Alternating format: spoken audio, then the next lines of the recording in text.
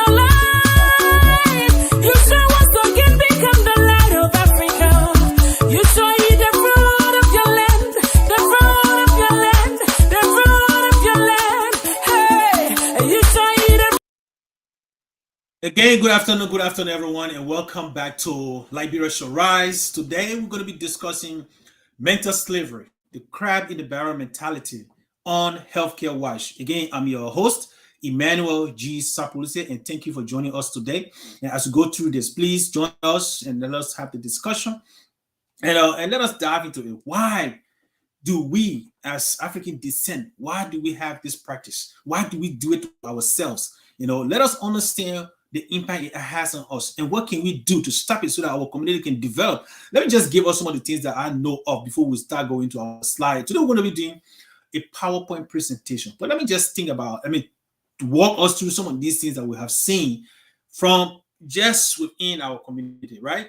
Let's say the Liberian man. In fact, I went to Liberia 2024 in May, and where I used to do my hustle while back, where we call Kimboka Ground. Those days in the 90s, those who were familiar with building material or shopping, there was a place we opened right opposite the Freeport. They call Kimboka Ground, right? We were the original vendors at that site. So I went back there to meet some of my old friends who we all opened that place together. And I was talking to some of the newcomers, and I was asking them, how is business here? So one of the ladies on there who I'm friend with, a relative or like a close relative of mine, was telling me, oh, our people here say they don't want to make Liberian rich, so they don't want to buy from, or they would rather go and buy from the Fula man, the Nigerian man, or the Indian man. Even though I'm selling the same commodity, the same quality, and I give them sometimes discount, but they prefer going to buy from those people. But when they want to credit, they want to come to me to credit, And I asked, but why? And she told me, she said, this is what one of or some of these people said. They don't want to make another Liberian man rich. Right? That's the mentality. They're telling you that they don't want to make you rich, but they want to make the fuller man or the other national. And I'm not saying there's anything wrong with shopping from other people, right? But I want to understand why we don't support our own community, why we don't reach out. And it's the same thing happening here in the United States, where in the Liberian community, people will prefer going to Home Depot, even though we got building material, or handyman in our community. We would prefer going to Home Depot and get those Hispanic guys to come and do the same job that a qualified Liberian would do than to support our own Liberian brothers. Or if you have a realtor, for example, that in our community in Houston, we have a good, in my opinion, from our observation, we have a good realtor, right? And she's been recognized by Houston, right, by the Realtor Association in Houston, and she gained some recognition. And I would show some of the Liberians that would come around, would tell them, hey, we got this person in the community that is a good realtor. Use her to purchase your home. They won't do it. They will go and get some other national and buy a home from them, right? Instead of promoting their own Liberians. But the sad thing is this: when the time comes, we Liberians, when somebody die in the community, the very businesses we don't want to support are the very people we'll be reaching out to collect money, to put together to help the people, the family members of our community. So the question is, why? Why do we practice the crab in the barrel mentality, or as the Liberian say, the crab mentality? Why? So I'm going to share some PowerPoints and let us discuss it. And please join the discussion as we go through this. Okay, join the discussion. So our technical guy will be doing us a favor by sharing our PowerPoint so that we can go through some of the origin of this thing and why we practice it. Again, yeah, we can go to the next slide, please. And again, today we are going to be discussing the mental slavery. And the last time we discussed what mental slavery is, so we're not going to go back to discuss what mental slavery is, right? We'll discuss mental slavery, but today we're going to focus on the crab in the barrel mentality. So the introduction is crab in the barrel mentality and the development of Liberians, right? And then understanding the impact of internal competition on Liberia progress. Those are two things we're going to be looking at in this discussion. So the crab mentality, why? What is it doing to us? What is it doing to Liberia as a country? What is it doing to our Liberian community as a people? Why are we not developing? You know, and one of the things we need to look at is how it impacts us. Why are we not involved in any businesses? Typical, one of the easiest one to look at is our Liberian women. We use wig, the hair extension. We use it. You have a Liberian who will open similar business in the community, but our people would rather go to the Chinese store and buy the wig from them than to go to their own Liberian community. But this is the sad thing. And I have seen this. When you, as an African descent, enter the Asian store, their eyes will be on you to make sure you're not stealing anything, right? They will be checking on you to make sure you're not hiding anything to take out of their store. Whether it is right or not, well, that's another topic for discussion. But their eyes will be on you. You're supporting their community. You're building their community. But in your own Liberian community, you're not going to build them. Okay, you're not going to build them with your resources. The more we put our money in our community, the better we'll become. But please, Mr. If you can help us with the next slide, please. So, what is CBM? If you define it, it's a situation where individuals in a community undermine each other progress instead of supporting the collective growth. That's what it is. Okay, this concept, according to researchers, is used to describe patterns of competition, jealousy, lack of support that can hinder community and national development, including within Liberian societies and the diaspora. And like I said, this is a common practice that I have seen in my own community.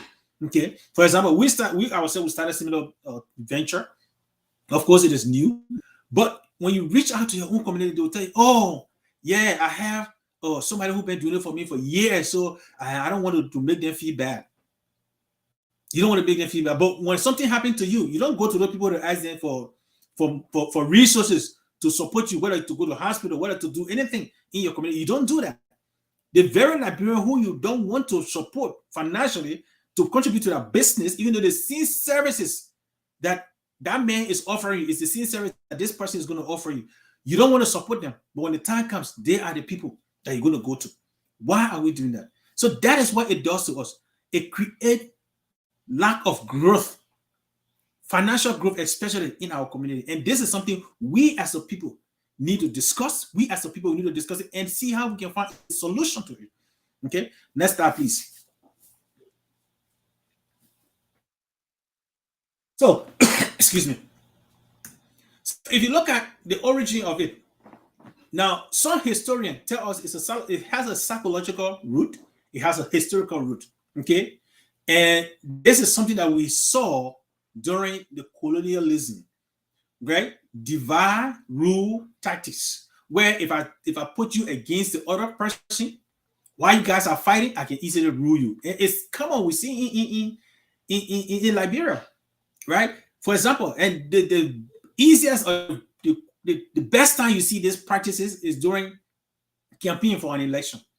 Okay, when you have that campaign and it becomes rooted in society. When we see election time, you will hear this saying, and it happened in the United States too, as well. If you just look at what happened in the United States in recent time, when the election was about to go on, people started talking about a certain group. Okay, let's say the conservative or Republican will say, oh, homosexuality is wrong, and the religious people will buy into that. Or other people will say, welfare is good, and we are supporting this minority community to get welfare. Whether I agree to those principles or not, it doesn't really matter. But I'm telling us is these are the strategy, the dividing of people and rooting them. That's what we use in Liberia. The common thing we used to do, they use is the native versus American Liberian or Congo.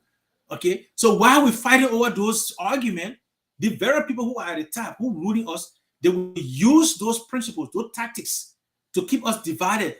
Whoever bring the one that will galvanize more people to their side, normally tend to win. Okay.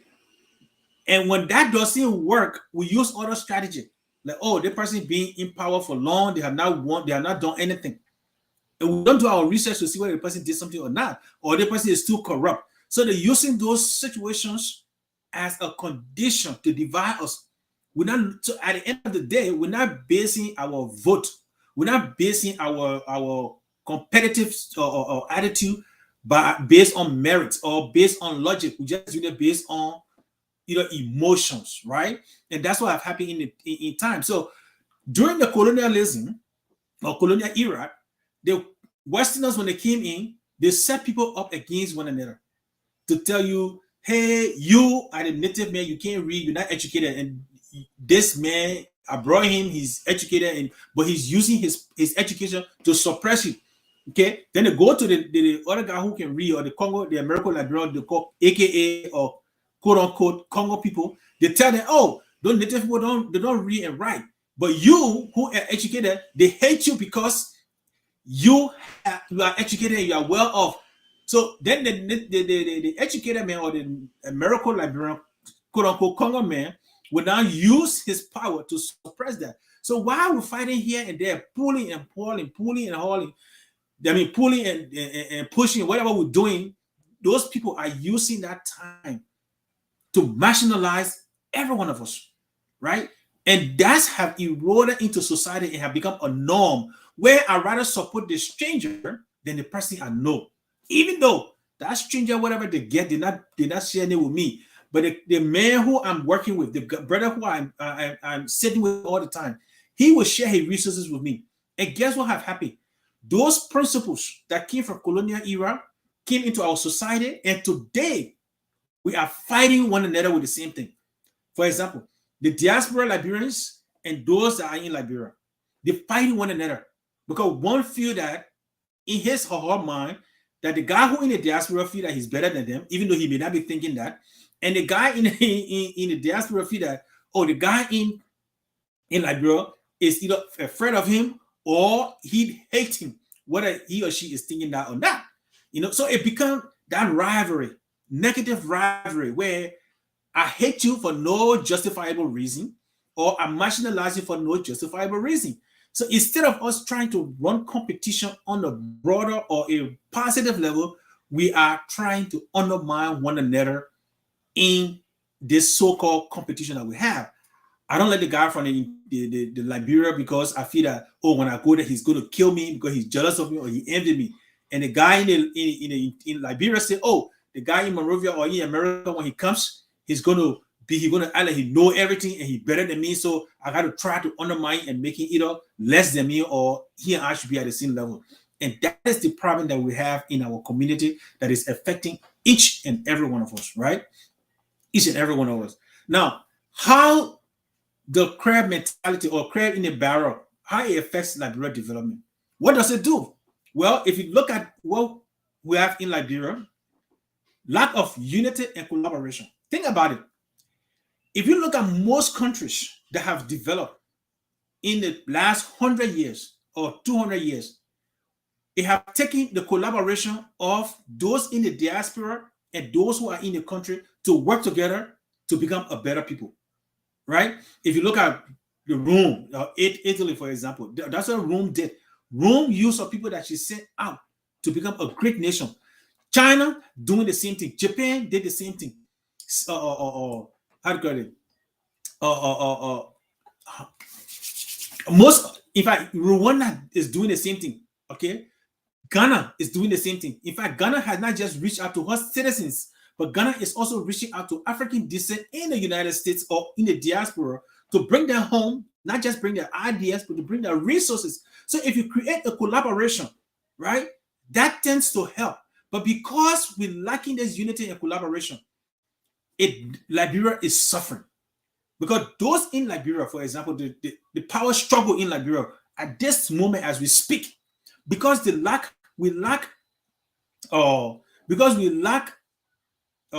collaboration within ourselves, we create internal division. Okay, even in Houston, where I sit, we have division among us because we don't want to work together to bring our community together. I mean, the last time they did census, if it is right, if it's accurate, they said in the Houston metropolitan area, Liberians were about, give or take, 8,000 to 10,000 people, 10,000 Liberian or Liberian descent, right? Now, here we are. That population, if we are united, we can create resources, businesses that can help create an independent community that will work together and help anybody that is suffering. We can have insurance company, we can even have our own banking system, we will have a lot of things going for us. But because of the same lack of collaboration, the same lack of unity, we are divided. And these things happen based on what? Ethnicity, religion, or class, which can prevent what? Collective progress. For example, in the Houston area, we have more than, I think, 10, if I'm not mistaken, we have about 10 churches, Liberian churches in the Houston area. Why? Because religiously, even though somebody say they are Pentecostal, we're using the same Bible, but we divided among ourselves. So we got 5 people going to this church, 3 people going to the church, and whatever. But what if we got to create one Liberian church? Instead of paying mortgage for our churches, guess what will happen? We'll build our own church, and those who can have morning service, evening service, night service, whatever service you have, we can use that one building without paying rent to another company or another banking system, right? And the money will be circulating within our community. And that's just one example. And then we divide ourselves based on ethnicity or class. And that's another one that is in our community in Houston. I'm speaking of Houston because I live there. The class in our community, instead of reaching out to everybody, it doesn't matter how you came to the United States, whether you came on DV, whether you came on refugee status, whether your parents were in government and they send you here, whatever way you came to America should not matter. We are all Liberians. So we create this class that I'm better than this person and this person is beneath me. So because of that, we're lacking that collective or ideology in our community, and it's causing us not to progress. So Liberians are all doing individual things, right? So instead of supporting each other to succeed, we are undermining one another, right? So at the end of the day, that black progress in our community, you see Liberians investing. They want African food, want Liberian food. You say you want Liberian food, but you go to Ghana store to buy it. You want Liberian food, you go to Nigerian store to buy it. What sense does that make? I'm not saying it is a bad thing to go and shop in other African stores, but that's the lack of resources we're taking from our community. That's the money we're taking from our community to support another community, right? Number 2, political and leadership struggle. We see that in Liberia right now. Because of political and leadership struggle, we have corruption, nepotism, political infighting. Right now, as we know, we got one in the legislature in Liberia right now. We got the so-called majority black with one speaker and the minority black with one speaker. So the Liberian people are paying people not to work for the past, I think, six months now. It happened in Liberia. We got two kind of leader. One that is recognized by the government, and one that is recognized by a certain group, and one that is not even recognized by the Supreme Court. So we got this internal rivalry, and because of that confusion, we got corruption going on, and nobody to even fight against corruption. And that leads to lack of policies. Where today in Liberia, what healthcare policy do we have? We don't have healthcare policy, right? Leaders and elites sometimes prioritize personal gain over national progress, and that's what's happening. Because of this lack of political leadership today, for the last 6 months, you can't find any good law that have been made that benefit the Liberian people.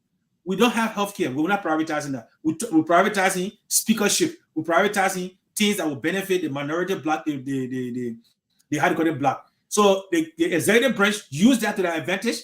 Whoever decide it, they get them some kind of budget, they pass it, whether they agree with the Liberian people or not. Guess what? Everybody go on with it. So Dr. Positive, thank you for joining us as we go through this and welcome on stage. Yeah, so we are discussing this crab in the barrel mentality or crab mentality as I call it, CBM. What's your take on some of these things that we have talked about, looking at the lack of unity and collaboration, political and leadership struggles in whether it is in our community, even because that is also happening in the Houston community. Lack of leadership struggle. We have had it in Houston. And I'm putting these out so that we can shy away with it. We shouldn't encourage it. In Houston, we got two different groups. One Liberian community, two leadership. What's your take on some of these things? You are muted, sir. Like you stated, again, thank you for such a great topic, Mr. Sapolucia. That's why I say I'm always a student. I'm here to learn. I see a lot of people watching, River Says Pro, Mr. Williams, all of you guys, thank you for joining us today. The CBM mentality, I think, is killing us as a people, right? And for those of us that are venture in leadership, you'll see that people are not looking at the big picture. They just look at who is their friend, right? Who is their friend? If you're not my friend, I can't vote for you. If you're not my friend, I assume that you automatically is here to steal our money. So I'm not even going to listen to you. I'm not even going to give you a chance, right? And this is killing us because, for example, we have the Hong Kong market. We have these places that the Asian people have built a whole system, right? They have an event center in that place, right? They have event center, they have restaurants, they have supermarkets, they have everything you can think about, insurance provider, they have doctors and all the stuff in there where you can just go there, you sit down there all day. You can decide that today I'm going to the Hong Kong market to go do my business. I'm going to eat, I'm going to shopping, I'm going to go look for my insurance, and I'm going to go and buy clothes or buy electronics. And you can sit in that one place, right? Every time I go to that place, tears set in my eye because I'm like, why not Liberia? Why not our Liberian community, right? Everybody have a business to do. We have people that are, like you said, realtors, right?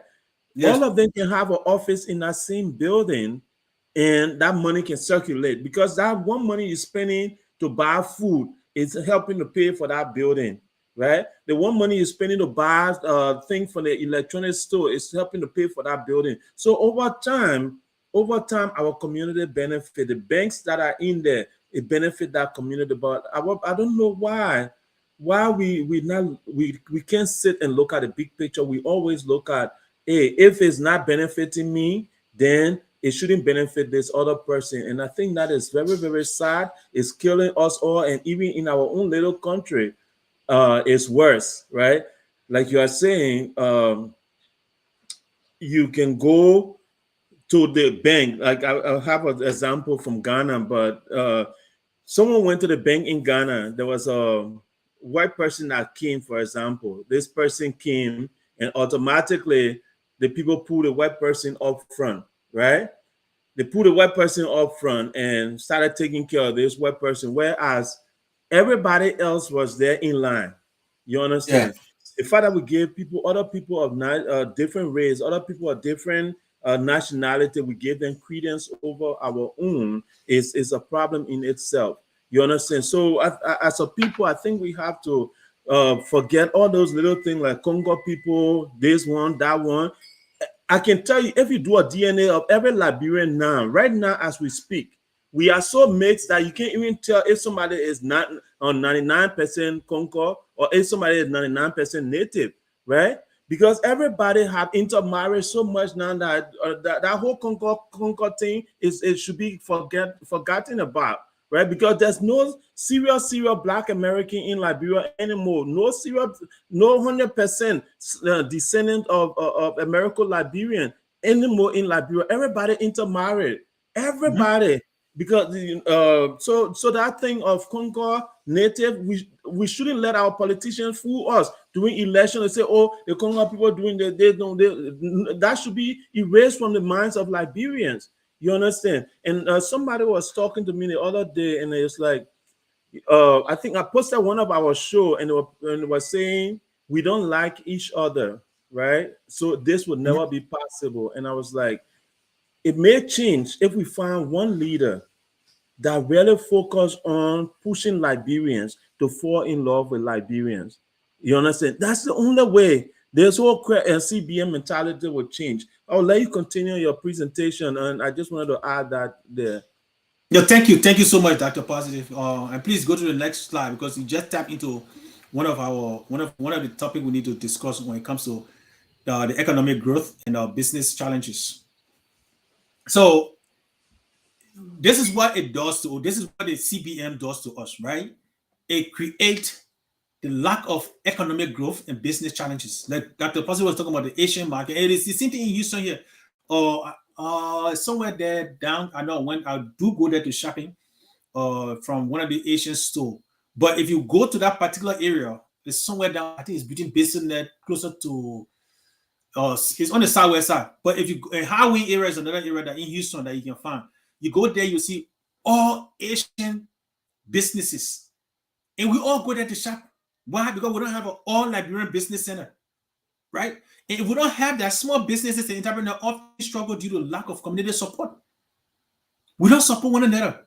And in some cases, individuals discourage and sabotage the progress of the peer rather than helping in the rise. What is a typical example of this one?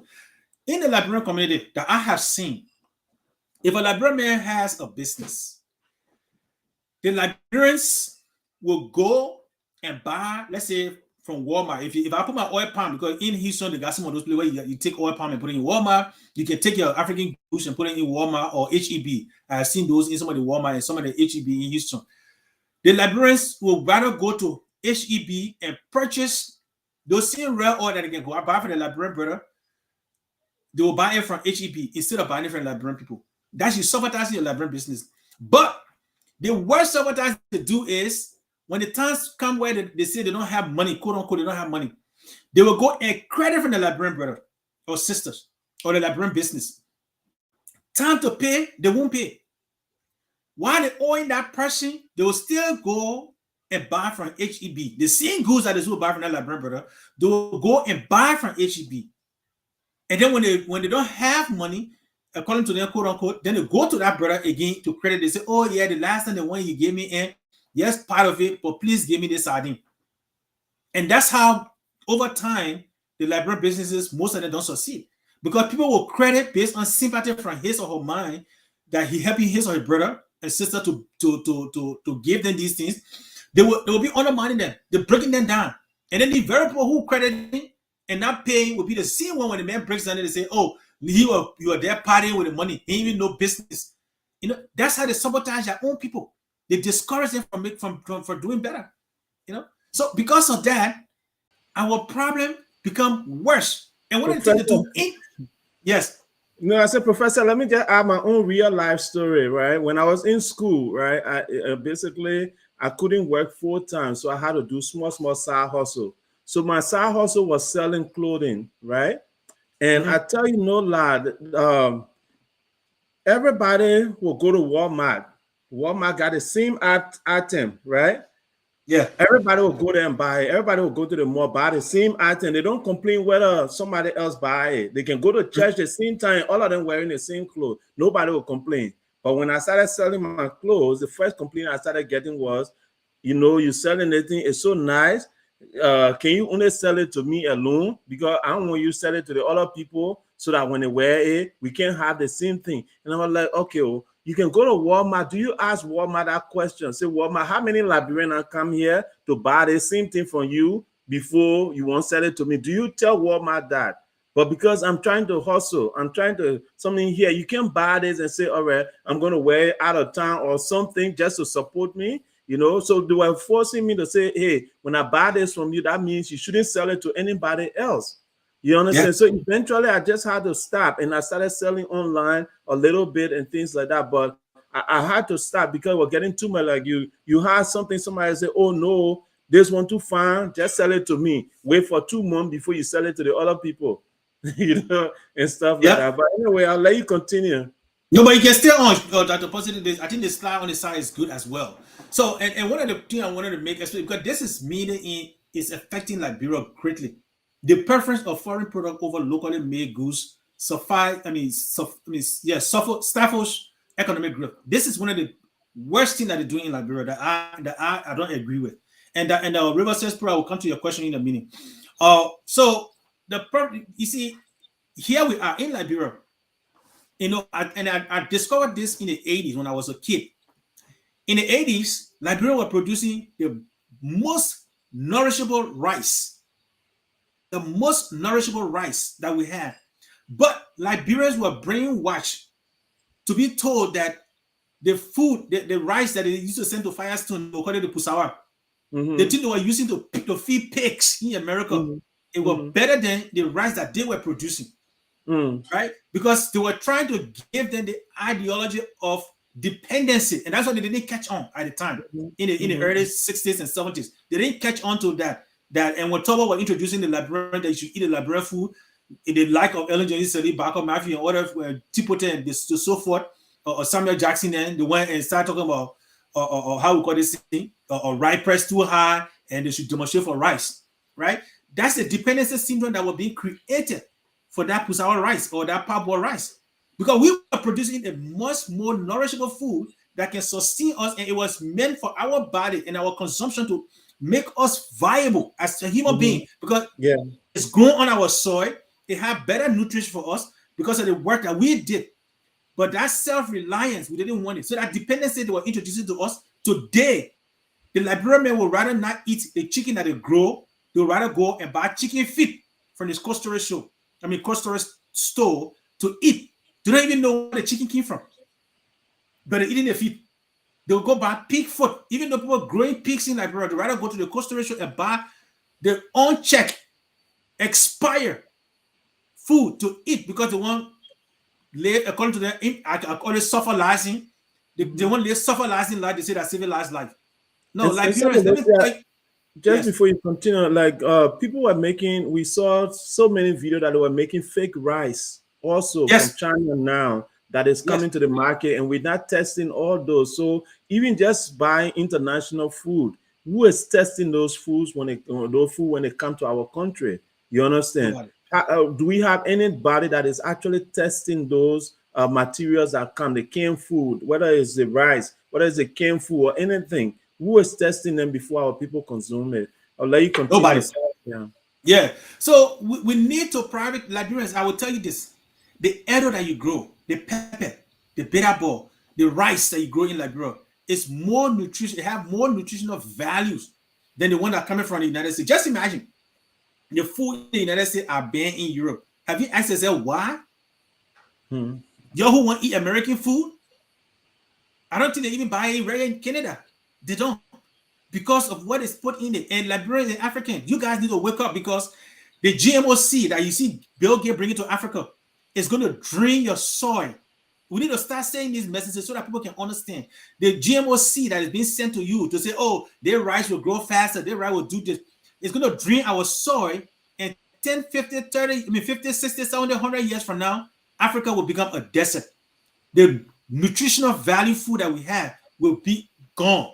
it happened now on the East Coast in Africa because Bill Gates started that stuff there. People started praising him and they thought that was a shocker. But every time they plant no corn, they plant no rice, it diminished the soil. Because the one we have, if you planted beans in Liberia, beans it produces nitrite, which create generate bacteria in the soil that makes the other food that will come. The corn, it will provide nutrients to the soil.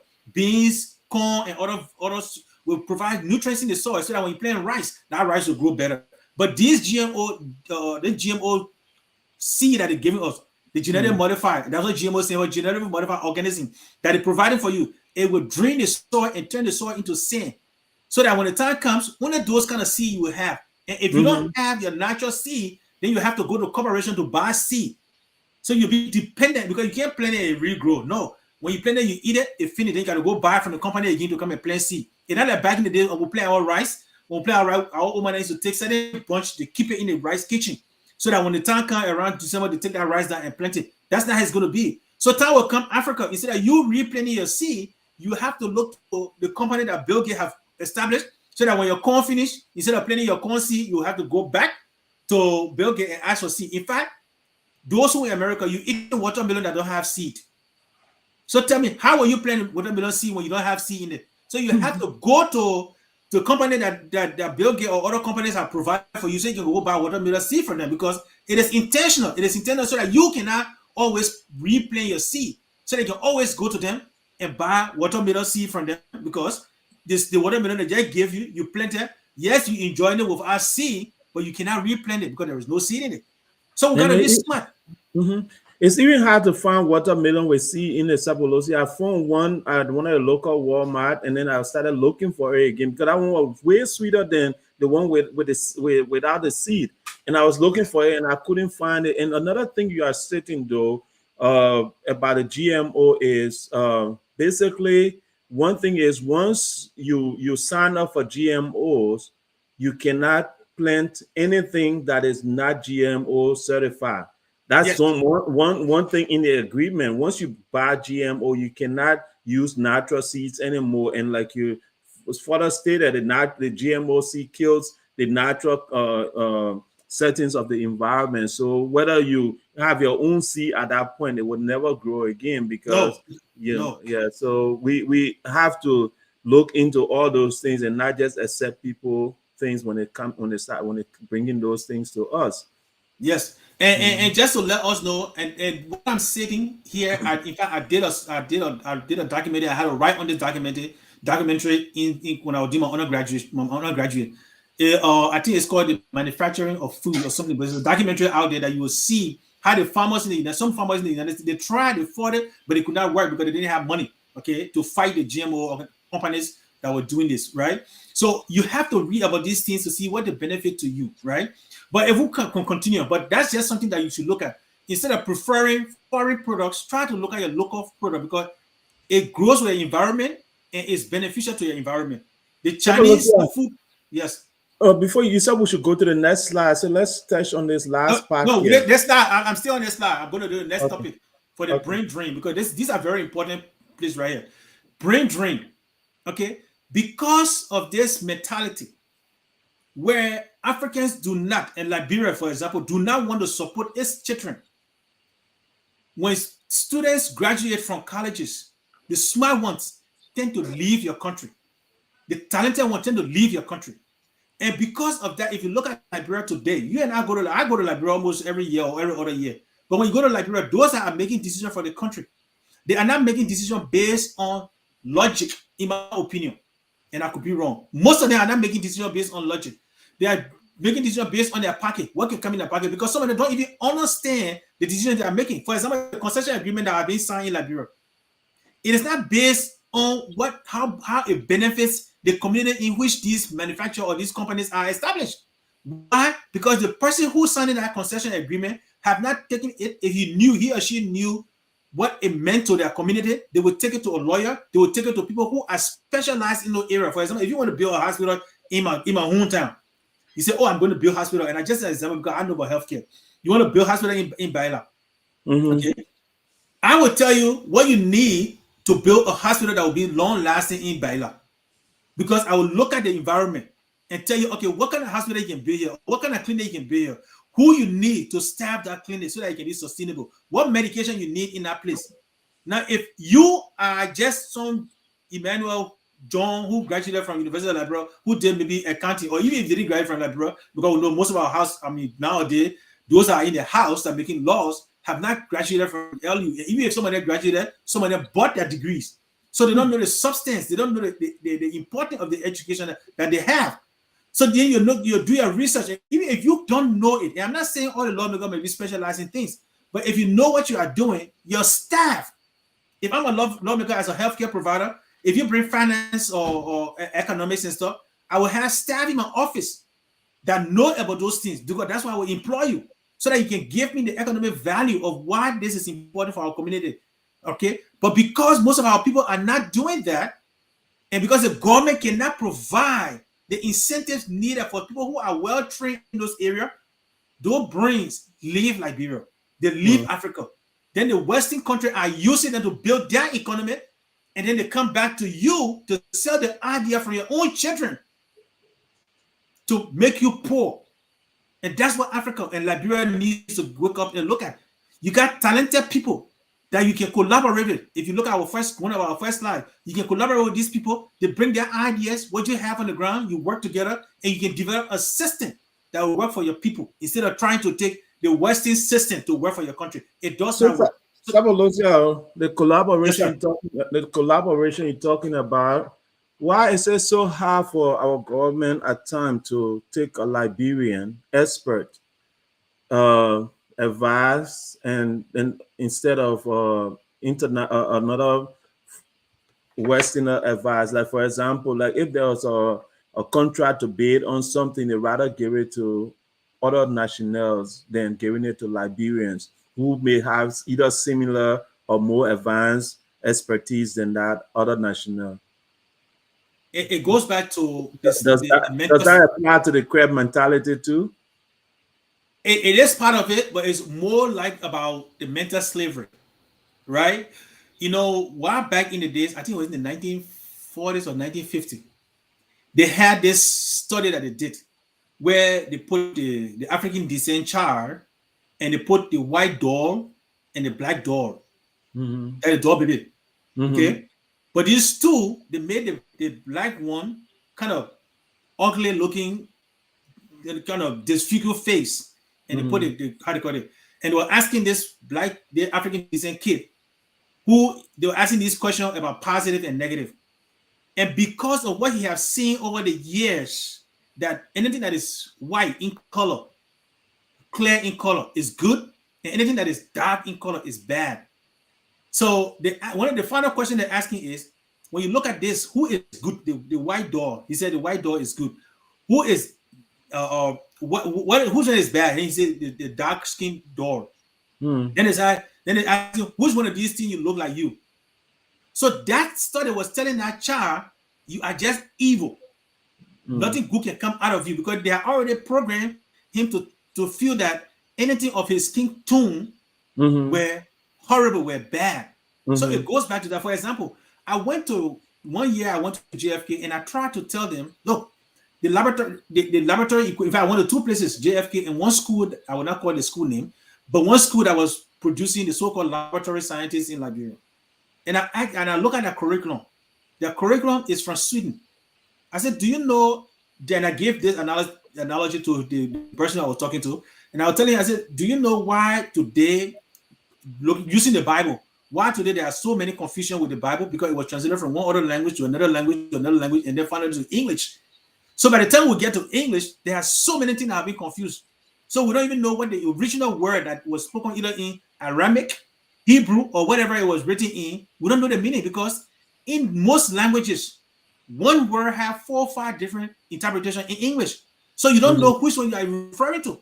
Yeah, But yeah. think about it. You already got an English-speaking country that you can relate to. So why not take their language and just look at it and refine it to your own? But you take it from Sweden to English, and you got nobody in Liberia that is a Swedish-speaking person.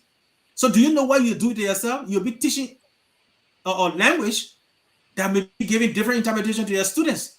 Mm-hmm. But what if you use Liberians to come and teach you or bring your curriculum. And I carry a curriculum from here because I was teaching at Texas studying at the time.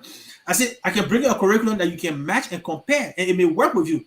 That brother didn't look at me because he felt that I was a Liberian. I didn't know what I was doing. And I told him, I said, look, I think that's the mentality. You guys always feel that the people who are the light skin, they got better idea. I said, but let me tell you, in my field, the laboratory field, there's a certificate that we call ASCP that we take, okay, the national certification. Whether you're from Harvard University, whether you're from the lowest university, we all take the same questions. Okay?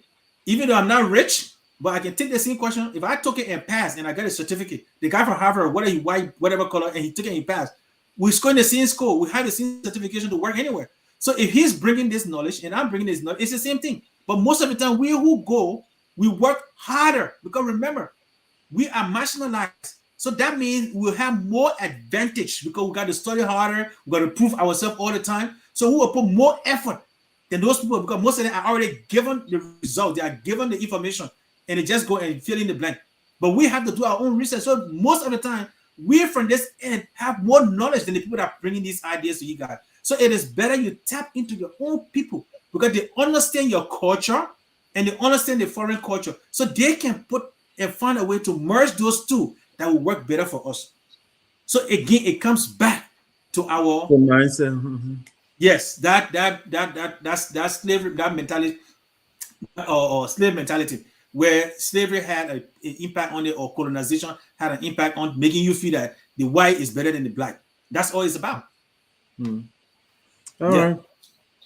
So, Doctor, so and I think that particular analogy I just gave, the River Says Pro, it should answer your question you asked whether it's a black thing. It's just what it is. The slavery mentality to tell you that the dark skin are less or inferior to the white skin or lighter skin. I think it should address that question. Okay. Right. And he said, is it a black thing? I think he also mean like, is it because you look at uh, the Asian country, you look at Jamaica, you look at Haiti, you look at wherever you can go, African thing, right? Most of Yeah. our black businesses or black community don't have a united community, right? We Yeah. don't have a united community. Even if we were to look in the black American community here in the US as well, you don't really find like a center like the way the Hong Kong market is. You don't find that for even the black American community. So we still kind of, as a people, we have a lot of work to do. We have a lot of work to do. And people always say this analogy: if you put all the black wealth together, all the people that are black, if you put their money together, you will have one of the richest economy in the world, right? But we Yeah. are not united, and we take our money to other communities, and that is what is killing us as a people, and is impacting our wealth as a people too. So Yes. uh yeah. Yeah, but no, you are right, and again, it goes back to that slave mentality. Okay, the mental slavery that we have been introduced to. And let me tell people, let me tell us this. Let me tell we African descent this. Whether you're from Brazil, whatever part of the world you're from, this thing is just 400 years old, less than 500 years old. This mentality of making the African descent feel inferior is 500 years old, and human being existing according to some statistic for billion years or million years, even if it's a million years. So 400 years things should not be the one to continue to direct us. We can break away from it because it was created by man. It can also be destroyed by man. So now that social media is around and we can educate one another on these things, this is the time for us to break, whether it is a curse or it's a barrier. This is the time to get out of it. We can resurrect ourselves. It's not a hard thing. Okay. We just got to recognize it. We got to start talking about it. The worst thing we can do to ourselves is to shy away from talking about it. Because people just feel that, oh, you don't know that you don't want to touch that. It makes people feel bad. It makes people go back. You have to face the hard truth. That's the only way you can solve the problems. That's the only way, So, right? Lucia, let me just throw the question to you. Since you are challenging us now, how do we fix this? Do we start doing inter sports? When was the last time your community in Houston play against the Black American community in Houston? Let's say basketball, football, whether it's a kickball. Let's say we show them our Liberian kickball. When was the last time we organized sports game to say Black Americans in Houston versus Liberian community, right? I think Yes. we have to find a way out of this, right? So let's just. I know it's not. You may be going to it slightly, but we almost got 10 minutes to be finished. So let's just use the rest of the 10 minutes to see how we can go into this, brother. Yeah. Can So we? let me How see can we fix it? How can if you we go to fix the it? if you go to the slide, the next slide, I think we'll start to talk about what we can do to change these things. Okay. Okay. So promoting collective progress, and that taps into exactly what you just talked about, right? Encouraging a culture of support and mentorship instead of competition.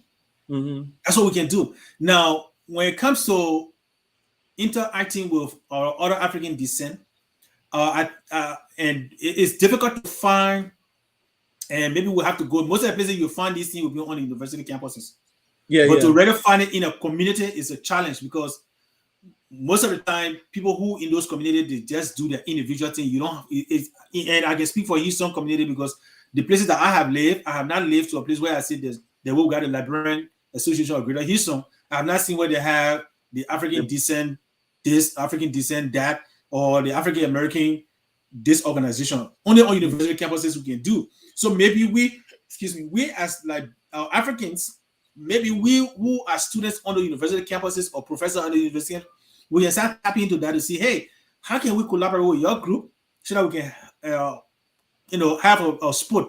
But this is what I used to do when I was in college. Okay, I always used to educate because most Africans, and even where I work, I do the same thing with my staff. What I always try to do is introduce them to African culture, what the myth that was told to them. Okay, everywhere I go and I promote Liberia and Africa all the time, doesn't matter where I am. I try to tell them how they have been misfed with information about their country of origin or their continent of origin. In that, you need to first of all understand that you were not sold willingly. One of the first things we need to start addressing is the slavery, because they have been told that your brother sold you to the Europeans to become slaves. But you have to define what slavery meant in the African on the African continent and what it meant in Europe. Okay, slavery on the African continent at the time, it was almost not really a slavery because when my grandfather used to talk to me about the war that they used to fight, the traditional war, the tribal war, when they capture somebody and that person become their slave, that person eventually become a member of the family because that Mhm. slave began to marry their children, and then that person he given a piece of land and they work and they do other things. That was the African mentality. Well, almost all over Africa, that was the African mentality of slavery. They didn't know that slavery was to be taken somewhere to be a commercialized stuff. And when they realized it, it was too late because there are stories, and these stories are not propagated by the Western world, where African leaders, kings, queens, fought against the European when they realized that, oh, your brothers that you are sending overseas are being killed, they have been ill treated, they have been sold, and they have been punished. Some of them rise up to fight against. But at the time, remember, before the Westerners entered Africa, Africa was more focused on economics. They were one of the best economic systems in the world. So they were not focused on fighting war, the Western war with guns and stuff. So by the time they realized that they had happened, they were fighting with spear. And then those who had started making, some of the African descent who had started making money out of slavery, not by choice, some of them, they could not do anything because the gun is pointed at your head and telling you, well, if you don't do this, is what I'm going to do to you. So they were forced now, some of them were forced to fight along with the Westerners to capture their own people and sell them forcibly, but they were resistant.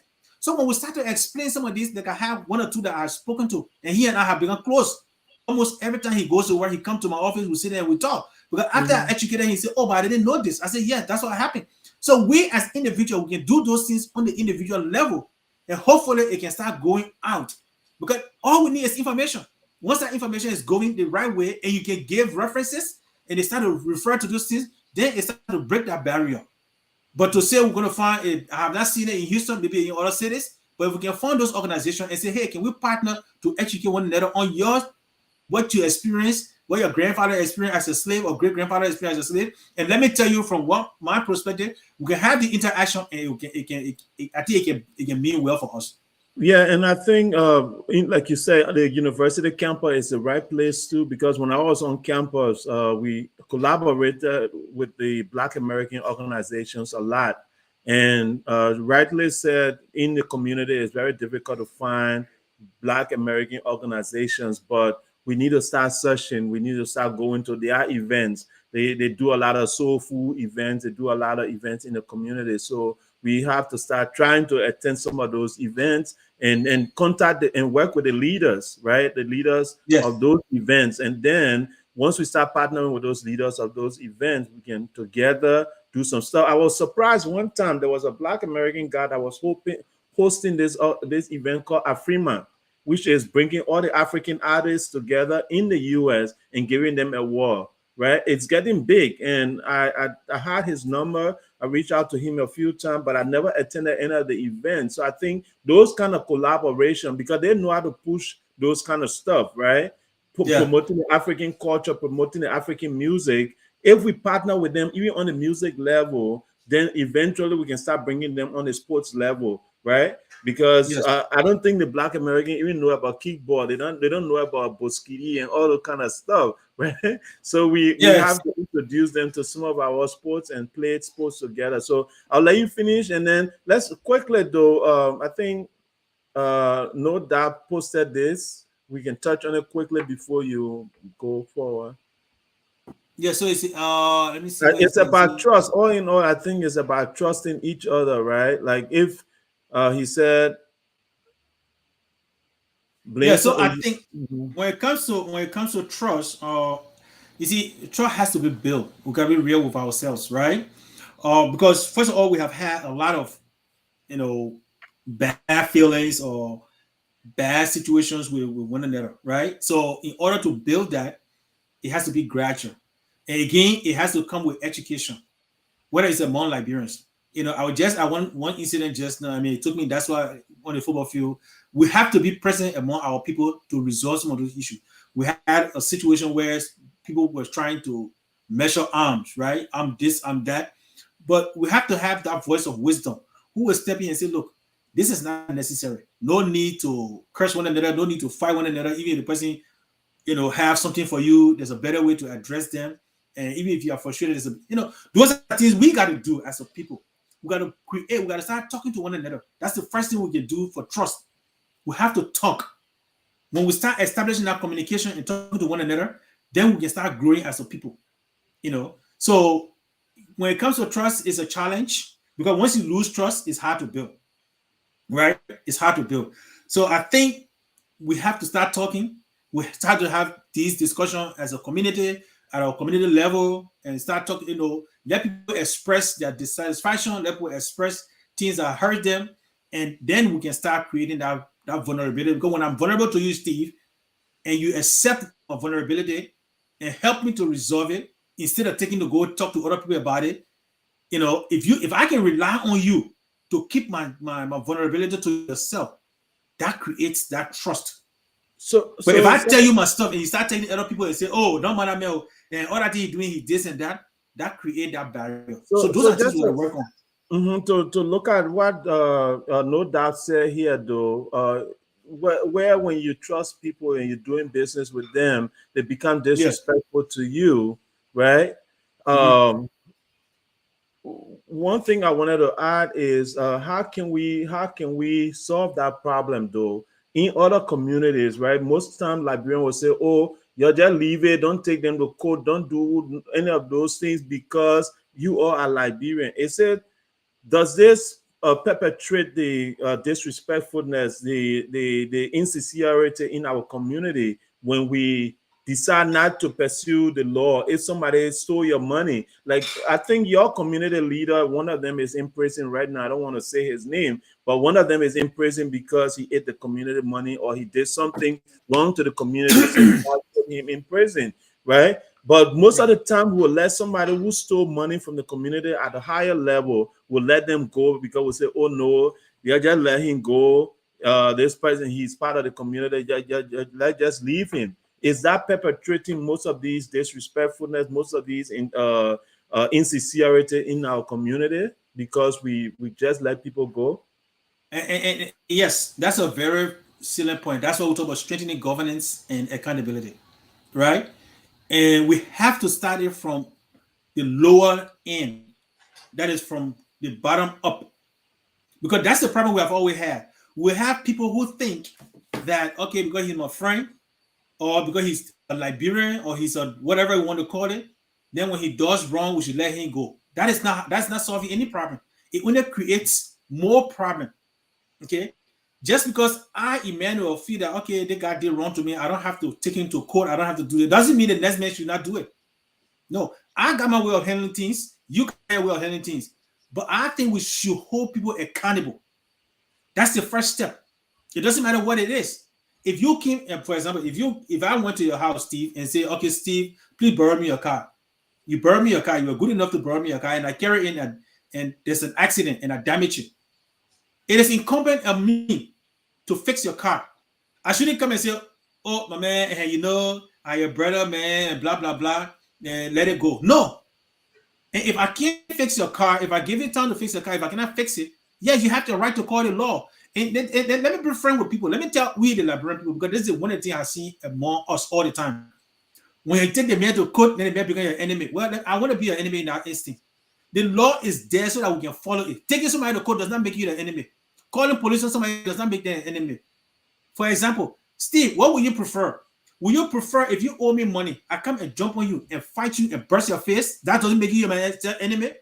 When you army man, you got army experience, so I will run when you can't trap me on No, a I'm on just saying, somebody no, coming and hitting you and busting your face. If that doesn't make you enemy, then calling police will make you enemy.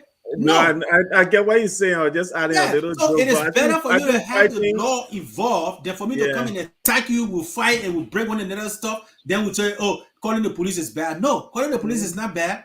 If you misbehave, let me put you to court and let the court take care of it. But Yeah. I If shouldn't you come don't and want fight you to, for that situation. and what we should understand is sincerity matters, right? If you promise somebody in order for our community to be where it needs to be, like we are talking about, if you promise somebody, it's a promise. Especially when you borrow somebody money and say you will pay back. It's incumbent on you to pay that person back. You shouldn't have to go to blows. And like Sapolucia is saying, I would rather take you to court than join you to fight. Because let's say I join you to fight, right? And I'm lazy and you beat me, right? You beat me, you owe me my money already, then you beat me over it for my own money. Then what do I do next? If I were the one that initiated the fight, do I now take you to court and say, oh, I went to collect my money from the man and the man beat me? What point at what point now do I go to the law? So I think the first thing should be take it to the legal service wherever possible before you go and join the person to fight.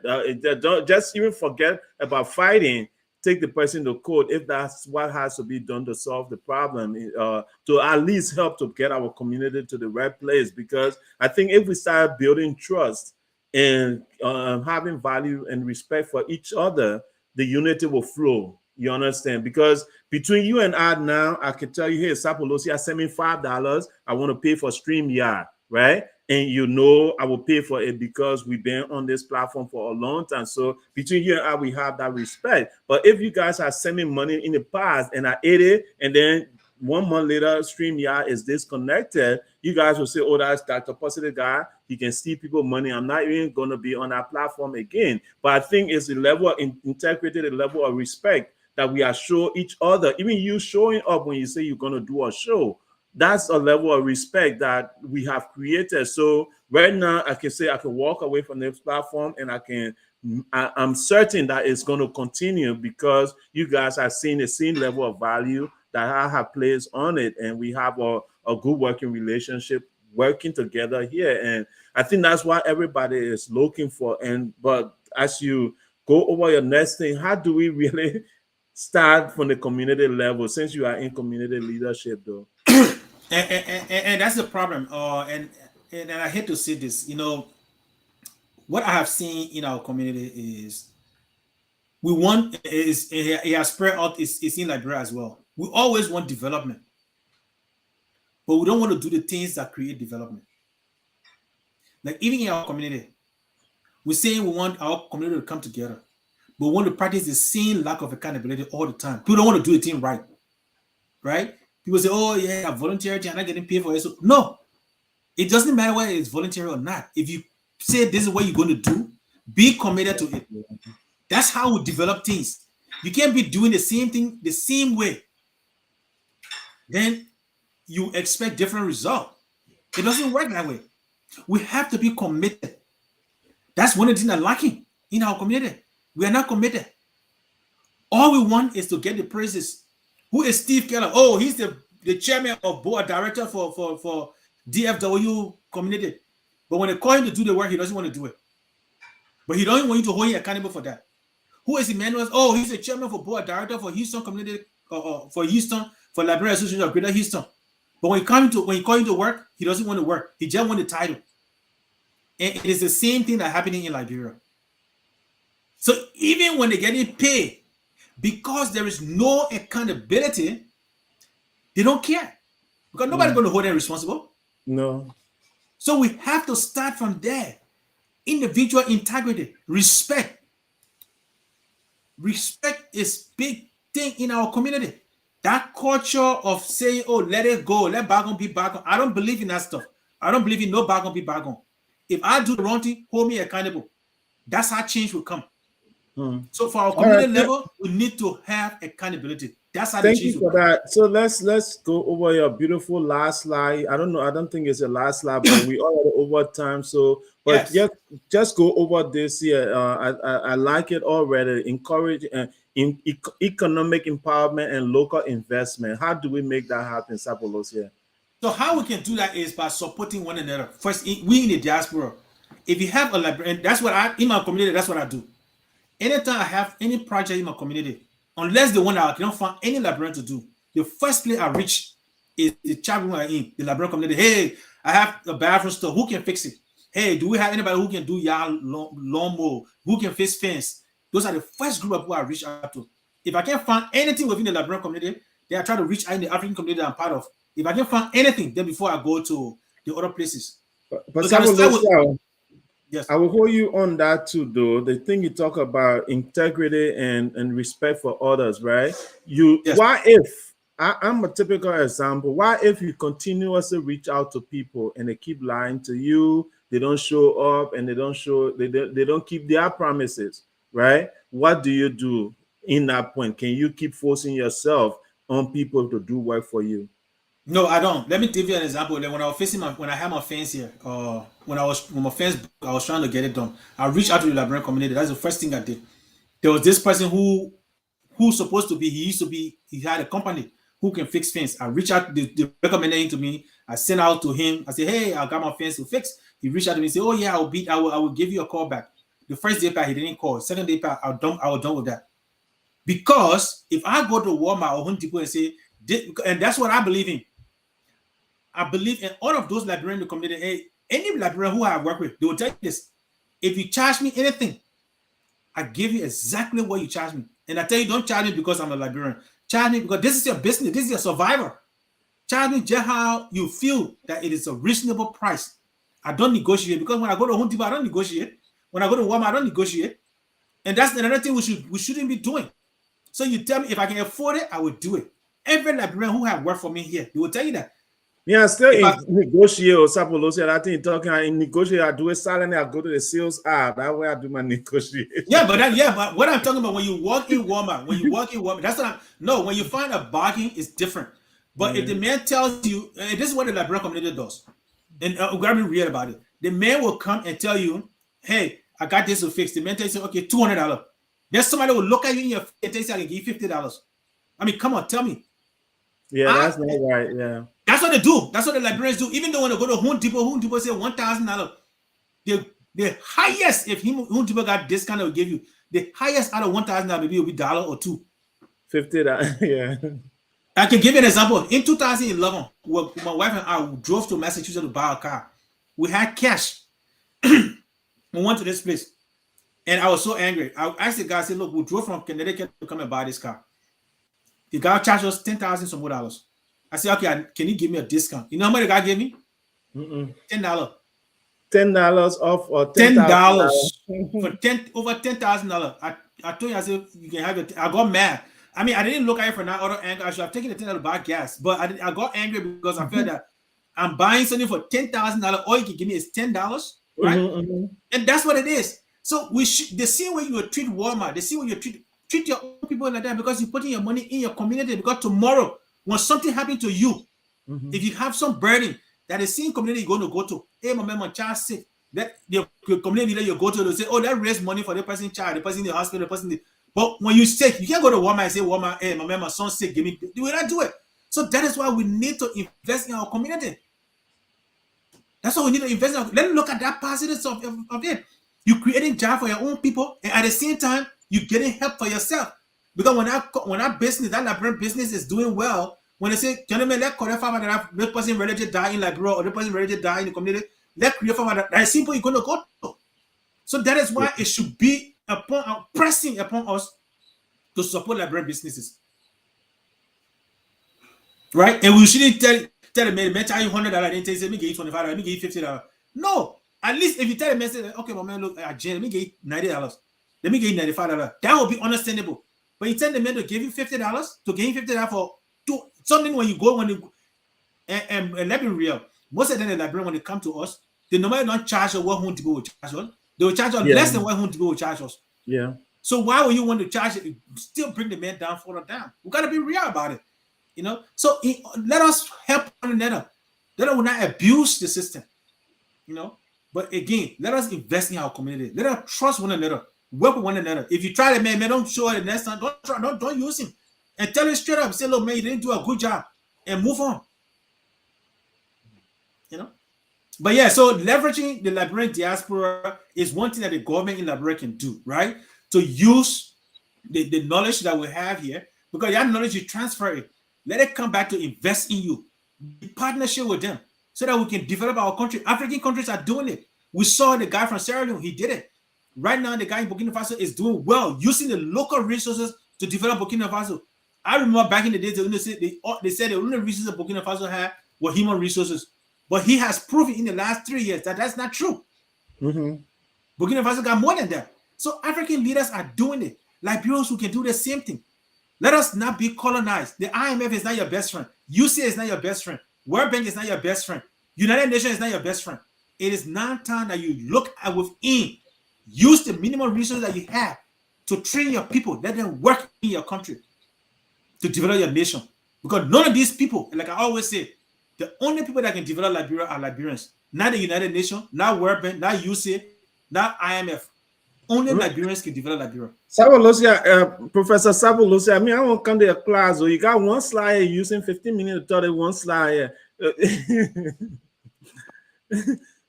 got great. You got serious thing. Let's talk about change using the knowledge transfer and using the young generation. I mean, look at your slide for a little bit in the show.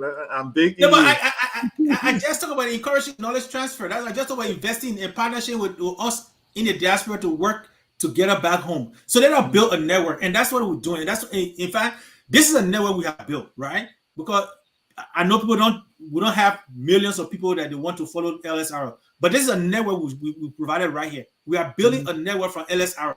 In order for Liberia to rise, this network is providing information that you can use to share with your lawmakers. You can share with your senators. We don't come here to bring politicians down. We don't come here to bring Liberia down. Liberia shall rise. It's just within the words. We are hoping that Liberia will rise. And in order for Liberia to rise, we got to give the positive of what we see. We'll identify the problems and we'll find a solution. Today, we discussed the crab mentality and we'll find a solution to how we can use, instead of using the crab mentality, let us avoid it and use this platform to encourage our brothers and sisters back home to work together and leverage the talent we have in the diaspora. There are so many talent we have that we can use to build Liberia, one of the best nations in the world. We have a small country, small population. So it's time for us to work together and build a vibrant nation. Good healthcare system, good IT system, good security system. We got all these things going on, you know. But look, Liberians, it is time that we work together. Let us start from within our communities. The Liberian community that you have, build it up. Let us work with one another. Let us start thinking about how we can build a community center or a market center that Liberian businesses will be and go and thrive. That's what we need to work on. Yeah, and then encouraging knowledge transfer, investing, and partnership between Africans at home and abroad. I know you talk about it. Me, I'm just going to read from your slide. And then building network that connects successful African globally with those still in developing their careers or businesses. So this is a great way to end the show. You know, when we come on here, folks, and if you are joining us for the first time, please follow and share as well. Our goal as a platform, Ms. Quita Roberts, thank you for joining us. And we know you're finishing your vacation up, but again, good afternoon to you out there. Our hope is that someday, we can have a Liberia that is really vibrant. You know, everybody talking about Burkina Faso. Every African now you talk that they won't go one line, one paragraph without talking about Burkina Faso. Why not Liberia? That's our question here today. Why not Liberia? We all in this America, in the diaspora, we go to the Chinese people place of shopping and stuff. Why not Liberian community?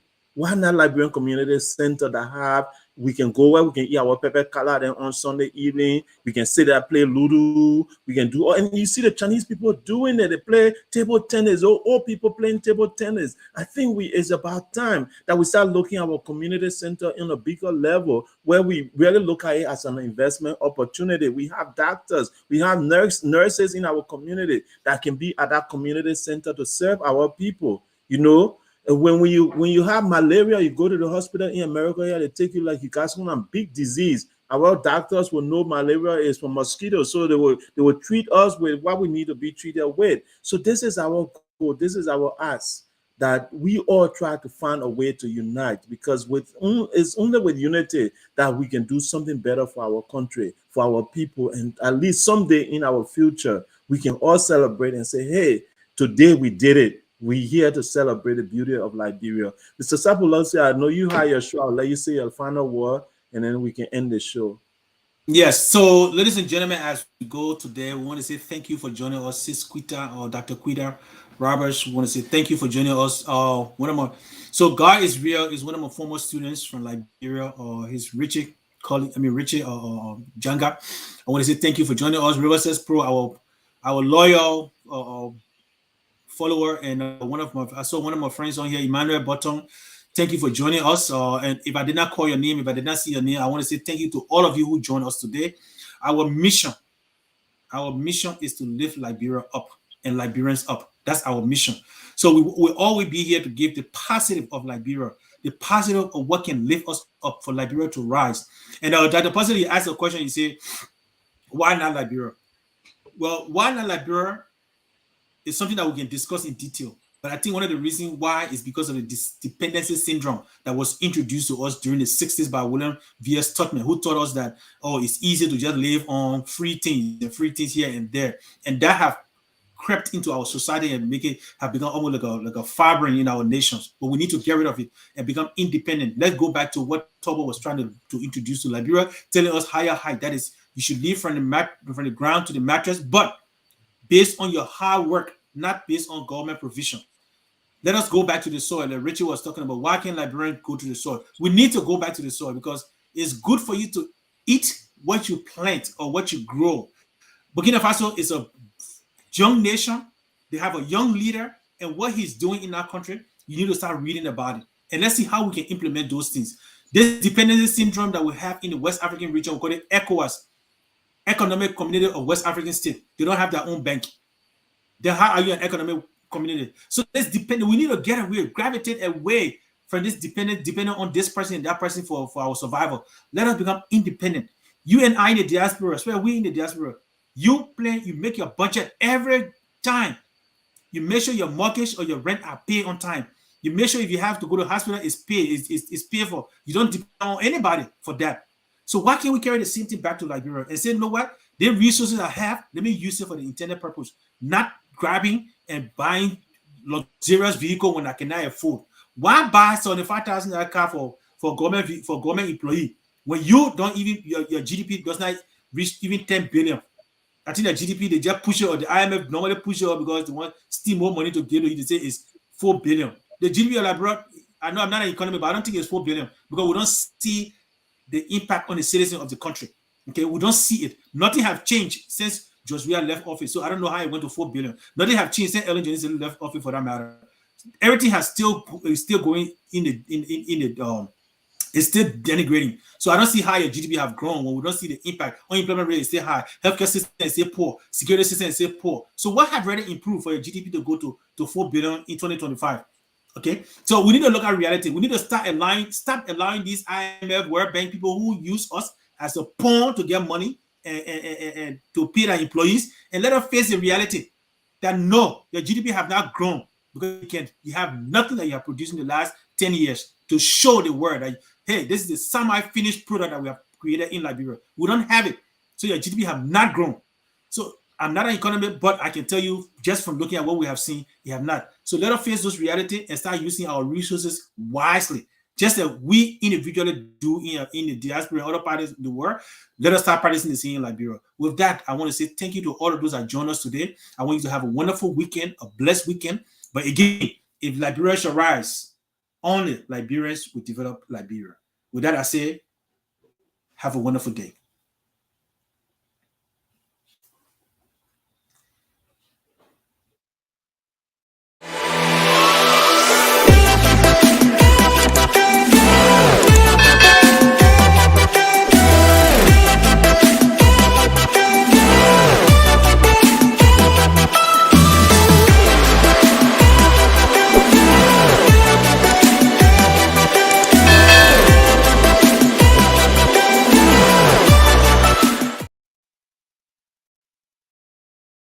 Hey, buddy, I'll soon be coming there, okay?